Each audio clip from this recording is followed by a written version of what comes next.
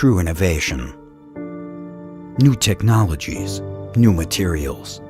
It brings us further day after day. Our bikes are more technologically advanced and aerodynamic than ever before. We've never pushed harder or gone faster.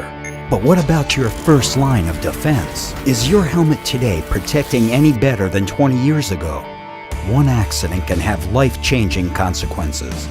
Helmets reduce the probability and severity of skull fractures and traumatic brain injuries. The probability of suffering a skull fracture correlates with the maximum deceleration of the head during an impact. In the European and American safety standards, the maximum allowed values are 250 and 300 G. At 250 G, you have a 40% risk of suffering a skull fracture, and at 300 G, the risk almost doubles to 79%. Some impacts last longer than others, and to evaluate the total energy transfer to your brain during an impact, a metric called the Head Injury Criterion, or HIC, was developed. Research from the car industry has shown that HIC correlates with the risk of suffering severe traumatic brain injuries. Shockingly, the maximum allowed HIC value for European motorcycle helmets is 2,400, allowing an almost 97% risk of suffering a severe traumatic brain injury at the reference impact velocity, and a 77% risk that the injury is fatal. So how much deceleration can your skull or brain really take?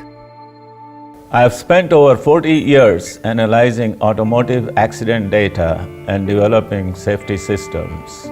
I developed these risk curves together with Dr. Mertz to evaluate the likelihood of someone suffering severe head injuries like a skull fracture or traumatic brain injury.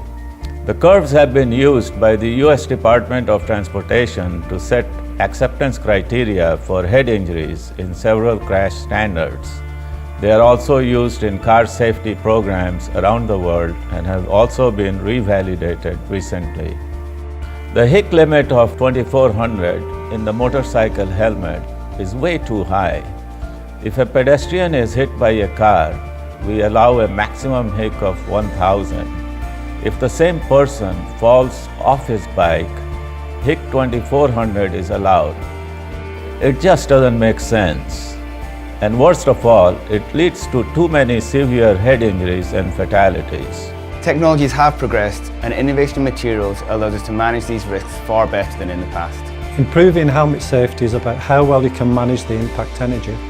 Koroyd is an advanced core material from the aerospace industry, which manages energy in a radically different way to existing energy absorbers. Current materials have been empirically derived from those used in the packaging industry, and the helmet safety standards reflect this. Koroyd tackles helmet design with a completely different approach. We have engineered the most efficient material for energy absorption, which offers significantly lower risks of injuries. Our core is constructed through a unique extrusion and thermal welding process, creating a fully breathable and lightweight structure.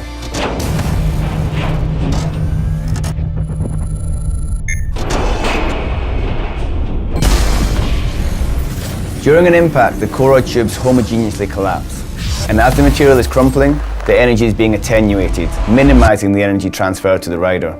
The principles are exactly the same as a crash absorber in a car. Inside cycle and motorcycle helmets, we have already been able to reduce the maximum deceleration of the reference impact velocities to less than 183 G, which correlates with a less than 5% risk of suffering a skull fracture. At the same time, the maximum HIC was reduced to less than 1666, correlating with a less than 5% risk of suffering a fatal traumatic brain injury, without increasing the helmet liner thickness. To compare the performance, we installed the Koroyd core inside a high-end EPS-based motorcycle helmet. In comparison with having an EPS liner, the Koroyd material reduced the maximum deceleration for this impact by 32% and the HIC value by 58%. And while 32% reduction already is sizable, the correlated risk of suffering a skull fracture or a fatal traumatic brain injury reduces dramatically. For this impact, down to less than 1%. It's time to innovate and build these next generation helmets. Helmets that comply with voluntary lower limits so we can reduce injury severities and save many lives. At Koroyd, we have the technology to help manufacturers achieve this. Hopefully one day, the risks of suffering severe head injuries in various sports activities can be as low as when driving a car. Till that time, This helmet safety initiative, with these voluntary lower limits for deceleration and hic, is a major step in the right direction that will improve riders' safety very significantly.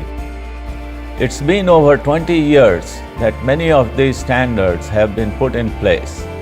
It's time to re-evaluate the helmet standard and put it at a level where a technology can allow.